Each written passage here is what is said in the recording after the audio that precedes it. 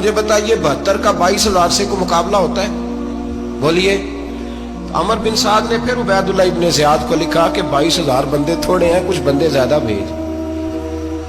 تو عمر بن سعد کو عبید اللہ ابن زیاد کہنے لگے کہ تو پاگل تو نہیں ہو گیا، 72 کے لشکر کا 22,000 بھیجا، اور کتنا بھیجو؟ تو اس نے کہا تمہیں یہ نہیں پتا یہ لوگ کون ہیں؟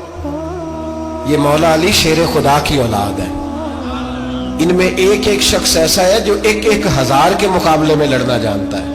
تو یہاں کمزوری دکھائی جاتی ہے، ہمارے بچے سمجھنے لگے ہیں کہ یہ شاید کوئی ایسی داستان ہے، اور اس طرح کا ماحول ٹی وی پہ میں دیکھ رہا تھا، اس طرح کا ماحول بنایا جاتا ہے جیسے کوئی خوف ہے، یعنی واقع کربلا کوئی ایسا واقعہ جسے دیکھ کے خوف طاری ہو جائے، بچے راتوں کو ڈریں، وہ اکیلے درخت دکھائے جا رہے ہیں اور تیر دکھائے جا رہے ہیں۔ او یار کیا قوم کی تربیت کر رہے ہیں؟ واقع کربلا حوصلے کا نام ہے، دلیری کا نام ہے۔ سنیں بات اصل میں کیا تھی، بڑے ٹھنڈے دماغ سے میری بات کو سمجھیے گا۔ حضرت مولا علی شیر خدا کے بعد مسلمانوں کے متفقہ امیر بنے تھے حضرت امیر معاویہ۔ انہیں امیر کس نے بنایا تھا؟ امام حسن نے، حضرت علی کے بڑے صاحبزادے۔ حضرت امام حسن نے ان سے صلح کی، انہیں خلافت دی، اور صحیح بخاری میں نبی پاک نے فرمایا تھا میرا بیٹا حسن سردار ہے، جب مسلمانوں کی جماعتوں میں لہو بہ جائے گا تو حسن ان کی صلح کرا دے گا۔ وہ صلح امام حسن نے کرائی، جناب امیر معاویہ امیر بن گئے۔ حضرت امیر معاویہ رضی اللہ تعالیٰ عنہ بڑا پیار کرتے تھے نبی پاک سے، بڑا احترام کرتے تھے حضور کے خاندان کا۔ ان کی جو اجتہادی خطائیں ہیں وہ اپنی جگہ پہ موجود ہیں، چونکہ امام حسن نے ان سے صلح کر لی، لہذا ہم بھی ان کے بارے میں کوئی جملہ کہنے کے مجاز، ہماری مجبوری امام حسن ہے، اس لیے کہ جسے امام حسن صحیح کہے پھر امام حسن کے ماننے والے کو اسے غلط نہیں کہنا چاہیے۔ حضرت امیر معاویہ رضی اللہ تعالیٰ عنہ کا جب وصال ہوا تو حضرت امام حسن پہلے ہی ان سے وصال کر گئے، آپ کو زہر دے دیا کہ آپ شہید ہو گئے۔ امام حسین موجود تھے، تو یزید کے بارے میں لوگوں نے کہا جناب امیر معاویہ سے کہ یہ ٹھیک ہے، مناسب ہے اور بہادر ہے، دلیر ہے۔ وہ جو ہوتے ہیں نا خوش آمدی ٹولہ، ہمارے ملک میں جو اچھی خوشامد کرے اسے اچھی وزارت ملتی ہے، اچھی وزارت اسے دیتے ہیں، جو ذرا صحیح بدتمیز بھی ہو اور صحیح وکالت کرنے والا اسے وزارت صحیح دیتے ہیں۔ تو حضرت امیر معاویہ کے گرد بھی کچھ ایسے لوگ تھے، انہوں نے آپ سے کہا کہ یزید کو نامزد کر دیں، تو آپ نے یزید کو بلایا، حوالہ مجھ سے دیکھ لیجئے گا، بلا کے فرمایا کہ 3 بندوں کے سامنے اپنی خلافت پیش کرنا، اگر وہ تجھے مان جائیں تو امیر بن جانا، نہ مانے تو چپ کر کے گھر بیٹھ جانا۔ وہ 3 بندے کون ہیں؟ جناب عبداللہ ابن عباس، حضرت عبداللہ بن زبیر اور امام حسین رضی اللہ تعالیٰ۔ یہ وصیت فرمائی جناب امیر معاویہ۔ ہوا یہ کہ یزید جب امیر بنا نا، 2-3 چیزیں ہوتی ہیں جب کسی بندے کو قابو کرنا ہوتا ہے، 2-3 4 5 چیزیں ایسی ہوتی ہیں جس سے بندہ قابو آتا ہے۔ تو اس نے بھی فوری طور پہ، یزید نے دیکھا میرے لیے مسئلہ کیا بن سکتا ہے۔ ولید بن عتبہ اس وقت مدینے کا گورنر تھا، یزید نے اس کو خط لکھا کہ امیر عرب کا رواج آج بھی ہے کہ جب تک نئے خلیفہ کی بیعت نہیں ہو جاتی پرانے کے انتقال کی خبر ہی نہیں دیتے، اس کو رکھے رکھتے ہیں، یہ ان کا طریقہ ہے۔ وہ کہتے ہیں کہ ولی عہد اچھی طرح قبضہ کر لے پھر بتائیں گے۔ حضرت امیر معاویہ کا وصال ہو گیا، بتایا نہیں۔ یزید نے اب کیا کیا، کیونکہ بڑا چلاک آدمی تھا، بڑا شاطر تھا، بڑا تیز تھا، بڑا عجیب اس کا مزاج تھا۔ یہ چلاک لوگ زندگی میں ہمیشہ دھوکہ کھاتے ہیں، چلاکیاں انسان کو گراتی ہیں اور اتنا منہ چھیل جاتا ہے کہ منہ پہچانا ہی نہیں جاتا۔ بندہ اپنے آپ کو رب رسول کے حوالے کر دے تو اللہ بڑی بہترین جزائیں عطا کرتا ہے۔ یہ لوگ تیزی دکھاتے ہیں بعض، تو یزید بھی تیزی دکھانے والا تھا۔ اس نے ولید کو خط لکھا، کہنے لگا کہ فوری طور پہ عبداللہ ابن عباس کو بلاؤ اور اسے کہو میری بیعت کریں۔ یہ جو بیعت ہوتی تھی نا، یہ بھی سن لے کیا ہوتی تھی، یہ بیعت حلف ہوتا تھا، حلف کہ میں اللہ رسول کے نام پہ حلف دیتا ہوں کہ میں یزید کی اطاعت کروں گا، میں اس کے خلاف کوئی بغاوت نہیں کروں گا۔ یہ بیعت لوگ سمجھتے ہیں کہ بس ہاتھ پکڑنے کا نام بیعت تھا، اس بیعت کا متبادل جمہوری ملکوں کے اندر ووٹ آیا ہے، اس کا متبادل لفظ۔ تو کہا بیعت کرے، حضرت عبداللہ ابن عباس کو بھی بلاؤ، عبداللہ بن زبیر کو بھی بلاؤ، امام حسین کو بھی بلاؤ۔ امام حسین آدھی رات کے وقت بیٹھے تھے مسجد نبوی میں، چونکہ 5 نمازوں کی آپ امامت کرتے تھے۔ ہن اللہ خیر کرے، جڑا نماز پڑھائے ہو مولوی، جڑا ٹل پائے ہو پیر، جڑا مہینہ نہ آئے چھوٹا پیر، تو جڑا 6 مہینے نہ آئے ہو بڑا پیر، کہتے بابا پہنچے ہیں۔ कड़े छड़े जो पहन लिए। भाई इमाम हुसैन तो नमाजें पढ़ाते थे, मौला अली तो नमाजें पढ़ाते थे, मस्जिद के खतीब थे। अब इसको तो मौलवी कह दिया जाता है बेचारे को। तो मलंग कौन होता है जी? कहते जरा कपड़े काट पाए। क्या तमाशा है, कौम जिधर दिल करता है निकल जाती है। इमाम हुसैन नमाज पढ़ा के शाह की बैठे थे जनाब अब्दुल्ला बिन जुबैर। अब्दुल्ला बिन जुबैर कौन थे? ये नबी पाक सल्लल्लाहु अलैहि वसल्लम पुप्पी के पोते थे और जनाब सिद्दीक अकबर के नवासे थे, हजरत अब्दुल्ला बिन जुबैर। और जनाब जुबैर बिन अवाम अशरा मुबशरा से अभी हैं, उनके बेटे थे। बहुत जीरक आदमी थे, ये भी इमाम हुसैन के पास बैठे थे। अब्दुल्ला इब्न अब्बास भी थे जो हुजूर के चचा के बेटे हैं, इस उम्मत के पहले मुफस्सिर है कुरान पाक। ये लोग बैठे थे। तो वलीद ने एक बंदा भेजा, उसने आके कहा जनाब आपको गवर्नर साहब ने बुलाया है। तो अब्दुल्ला बिन जुबैर कहने लगे हुसैन इस वक्त बुलाने की बात समझ में नहीं आई। तो इमाम हुसैन बड़े बसीरत वाले थे, अल्लाह ने बसीरत दी थी। कहने लगे अब्दुल्ला आपको समझ नहीं आई, मुझे समझ आ गई है, अमीर माविया विसाल कर गए और ये हमें जो बुलाया गया है ना, ये यजीद की बैत के लिए बुलाया गया है। तो कहा फिर आप आधी रात को ना जाएं, आपके लिए खतरा होगा। तो इमाम हुसैन फरमाने लगे खतरा हुसैन को नहीं होता, हुसैन को खतरा नहीं। कहा फिर भी आप मेहरबानी करें, जरा एहतियात से जाएं। तो जनाब अब्दुल्ला इब्न जुबैर ने, अब्दुल्ला इब्न अब्बास ने 14 बंदे नेज़े दे के, तलवारें दे के इमाम हुसैन के साथ भेजे और कहा कि इमाम हुसैन अगर उसने कोई गलत मलत बात की ना, जबरदस्ती बैत करने का कहा, तो आप बस कोई एक बात ऊंची आवाज में कर देना, ये सिपाही पीछे आ जाएंगे। इमाम हुसैन उन 14 बंदों को लेके गवर्नर हाउस पहुंच गए। जब आप वहां पहुंचे, उसने बताया, उसने कहा जी हजरत अमीर माविया इंतकाल कर गए और आपने यजीद की बैत करनी है। तो इमाम हुसैन फरमाने लगे मैं छुप के बैत नहीं करूंगा, मजमा लगाओ, जुमे वाले दिन ऐलान करो, जो तरीका है हजरत अबू बकर सिद्दीक का, जो तरीका है हजरत उमर फारूक का, जो अंदाज हजरत उस्मान गनी का है, जो मौला अली का है, सरेआम ऐलान करो। अगर सारी दुनिया यजीद की बैत करेगी तो मैं भी तैयार हूं। तुम मुझसे बैत लेके फिर लोगों को बताना चाहते हो कि हुसैन बैत हो कर रहे हैं, तो तुम क्यों नहीं कर रहे? मैं आम आदमी नहीं हूं, लिहाजा छुप के बैत नहीं करता। जब ये बात की ना, तो वलीद बड़ा नरम दिल था और इमाम हुसैन की शान को जानता था।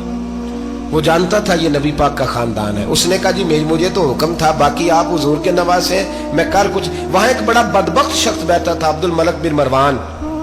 वो वलीद से कहने लगा कि अगर हुसैन आज तुम्हारे हाथ से निकल गए तो तुम्हारे लिए बहुत बड़ा मसला खड़ा हो जाएगा, इन्हें जाने ना देना, या बैत कराओ या इनसे कहो जंग के लिए तैयार हो। तो इमाम हुसैन रदी अल्लाह तआला अन्हु के कानों में आवाज गई तो फरमाने लगे इब्ने मरजाना, अगर तेरे अंदर जुर्रत है तो आ सामने हुसैन के, इसके कानों में बातें ना कर, काना फूसी ना कर, बाहर आ मैदान में, शरारत ना कर, बाहर आ, मैं तुम्हें अभी बताता हूं कि हुसैन से मुकाबला करने का अंजाम क्या है। ये कह के इमाम हुसैन बाहर निकले, अपने भाई मोहम्मद बिन अनफिया को बुलाया, अब्दुल्ला बिन जुबैर, अब्दुल्ला इब्न अब्बास, ढेर सारे लोग इकट्ठे हो गए। फरमाया ये मामला है, अब क्या करना है? याद रखें वोट बरादरी का नहीं होता, वोट बरादरी का नहीं, वोट दीन का होता है। जो बंदा दीन के, मिल्लत के, मजहब के मेयार पे पूरा ना होते, उसे हिकमत के तहत भी वोट देना जायज। हाँ हाँ, ये बात सच्ची है तो बहरहाल सच्ची है, ये याद रख ले। हमारे वोट से कोई MNA MP जितने जुल्म करेगा, वोट देने वाला उसके जुल्म में शरीक होगा, बिल्कुल 100%। ये लिख ले बात। हम बड़ी उस वक्त बड़ी जल्दी, पता नहीं हमें क्या मसला हो जाता है, इतना जद्दो, इतनी मुसीबत उन्हें नहीं बनी होती, नहीं यहां बनी होती है। खुदा का खौफ करें। इमाम अली मकाम वोट ही मांग रहा था ना यजीद, और फिर उसने बड़े बड़े लालच दिए। उसने कहा कि आप 5-4 सूबे हैं जिसकी गवर्नरी मर्जी रख लें, दौलत आपकी मर्जी की। तो फिर आज हमें भी लोग मशवरा देते हैं, कहते हैं मस्जिद में सियासत नहीं होनी चाहिए। मैंने कहा क्या करें, ये इमाम हुसैन हमें मजबूर कर गए, कोई ना कोई बात करनी पड़ ही जाती है। इमाम अली मकाम ने फरमाया छुप के वोट की बात, बैत की बात नहीं हो सकती। आपने जाके लोगों से मशवरा किया तो वो कहने लगे हुजूर वक्त अभी मुनासिब नहीं है, आप इस तरह करें यहाँ रुके, हम मक्के से, इराक से, कूफे से लोगों को बुलाते हैं, यहाँ एक बड़ी मजलिस मुशावरत कायम करते हैं। इमाम हुसैन फरमाने लगे अगर तुम मुशावरत कायम करोगे तो वलीद और अब्दुल मलक बिन मरवान वो तो जंग करने को तैयार है, और नबी पाक ने फरमाया एक मेंढा होगा जिसकी वजह से मदीने की गलियों में लहू बहेगा। फरमाने लगे मैं वो बकरा, वो मेंढा नहीं बनना चाहता। कहा फिर आप क्या करेंगे? तो इमाम हुसैन रो पड़े, फरमाने लगे मैं मदीना छोड़ जाऊंगा, लेकिन मदीने की हुर्मत पामाल नहीं होने दूंगा। इमाम अली मकाम आधी रात के वक्त निकले। सैयदा फातिमा का दरवाजा एक उस दिन था जिस दिन हजरत मौला अली कूफे चले गए, और दोबारा आज ताला लगा जब इमाम हुसैन निकले। आप जन्नतुल बकी के पीछे खड़े होके हुजूर का रोजा देखने लगे। उस वक्त गुंबद तो नहीं होता था, रोजा देखने लगे। नाना तेरे करम के खजीने की खैर हो, मैं जा रहा हूं तेरे मदीने की खैर हो। सारा खानदान ले गए, मक्के तशरीफ ले गए। हज के अय्याम करीब आने वाले थे। इमाम हुसैन ने वहां लोगों से बातें की। जब इमाम हुसैन वहां से पहुंचे तो कूफे से खत आने लगे। कूफा हजरत अली का दारुल खिलाफा था, वहां आपके मुहिब्बीन प्यार करने वाले ढेरों थे। उन्हें खत लिखे कि हुजूर आप चुप करके बैठे हुए हैं और हमारे ऊपर यजीद मुसल्लत हो गया है। आप अगर मैदान में नहीं निकलेंगे, आप नहीं आएंगे तो हम अल्लाह की बारगाह में शिकवा करेंगे कि कोई हमारी कमान करने को तैयार ही नहीं हुआ। और वो खत 1 2 3 नहीं आए, वो खत इतने थे कि 3 बोरियों में भरे थे इमाम हुसैन, 3 बोरियों में। अब मजबूरी हो जाती है, हक के लिए कई दफा बात करना मजबूरी होती है। अगर नहीं करेगा तो फिर इसको भी कब्र में जवाब देना पड़ेगा। इमाम अली मकाम रदी अल्लाह ताला अन्हो ने मक्के में अब लोगों को जमा किया मशवरे के लिए। हर बंदे ने कहा हुजूर वो भुला तो रहे हैं पर अपने वादों के पक्के बड़े कम लोग होते हैं, बड़े कम लोग। जिसे जिंदगी हो प्यारी वो यहीं से लौट जाए। मेरे काफिले में शामिल कोई कम ज़रफ नहीं है। बड़े कम लोग होते हैं जो इरादों के वादों के हमेशा साथ चलने के पक्के होते हैं, वरना बड़े लोगों को गर्मी लगने लगती है, बड़े लोगों की मुश्किलात आती हैं। बड़े लोग ऐसे होते हैं जिनकी मजबूरियां बन जाती।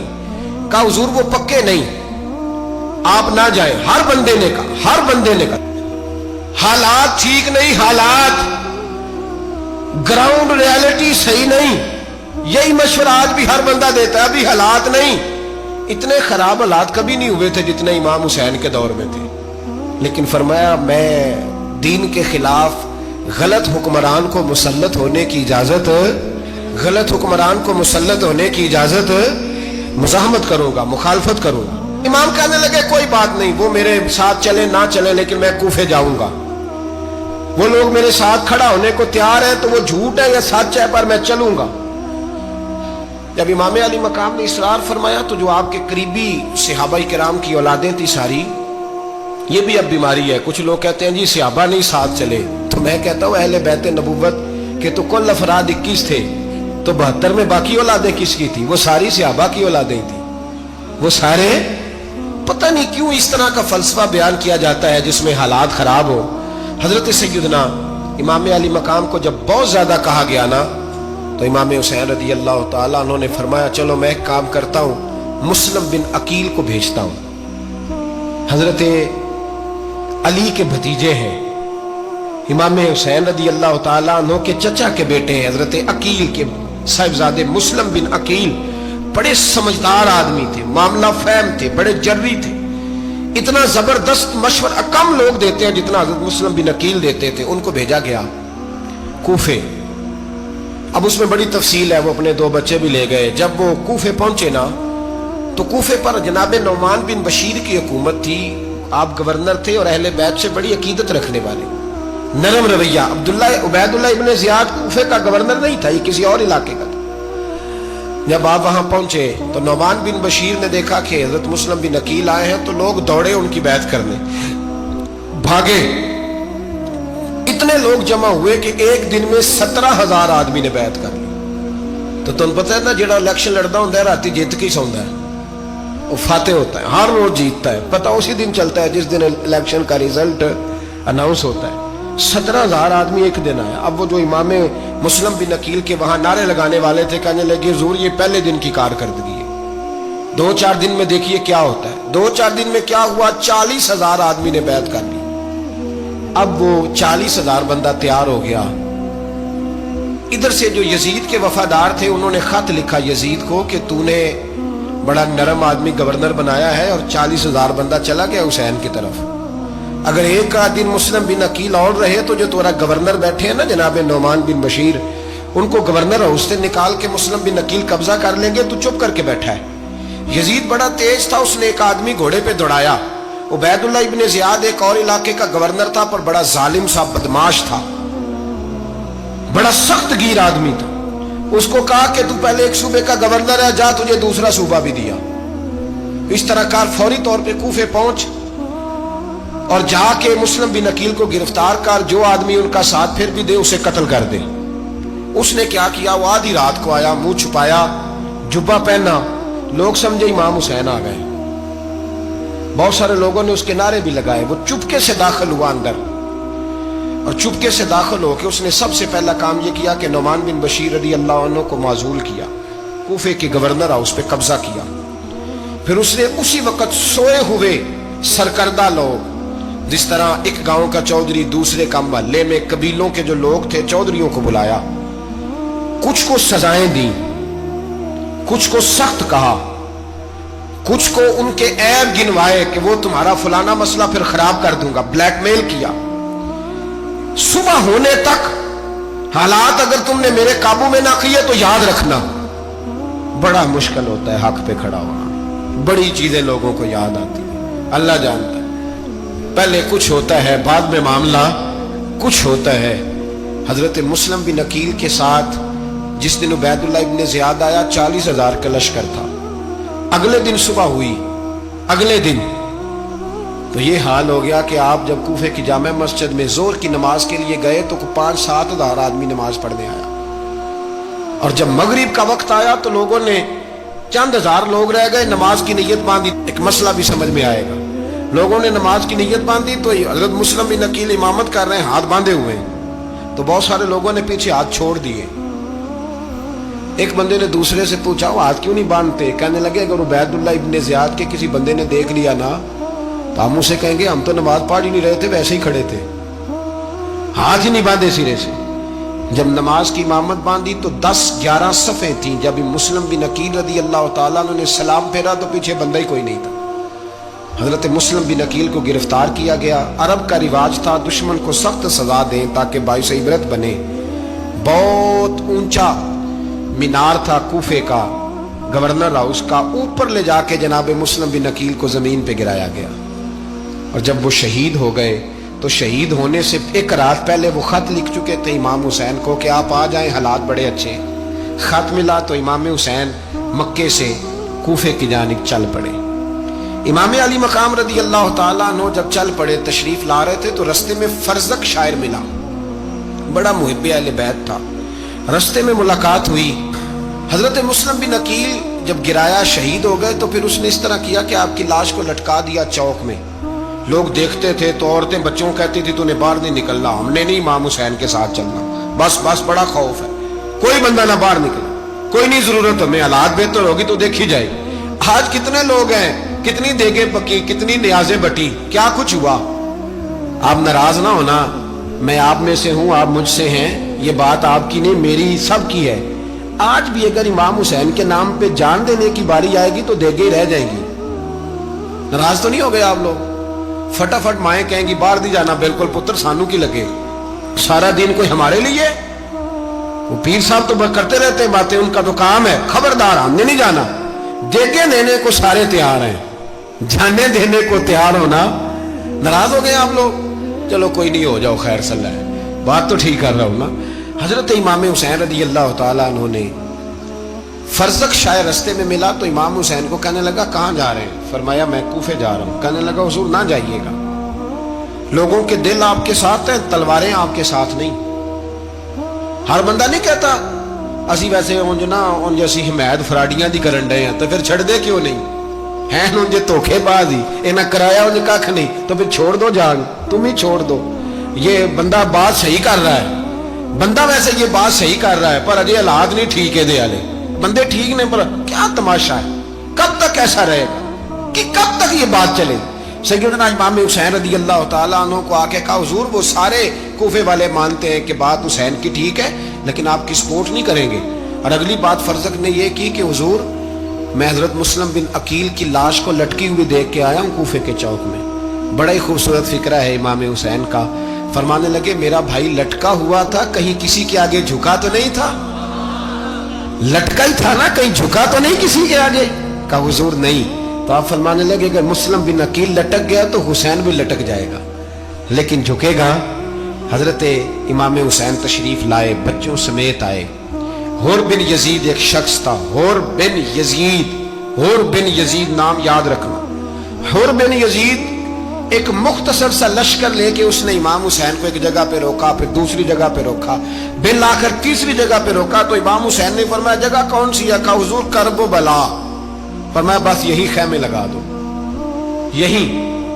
حضرت سیدہ زینب نے پوچھا امام حسین سے کہ سارے زمانے نے روکا ہے، ٹھیک ہے آپ حق پہ ہیں، یہ بھی سب نے کہا ہے آپ حق پہ ہیں، پر روکا بھی سب نے، آپ روکے کیوں نہیں؟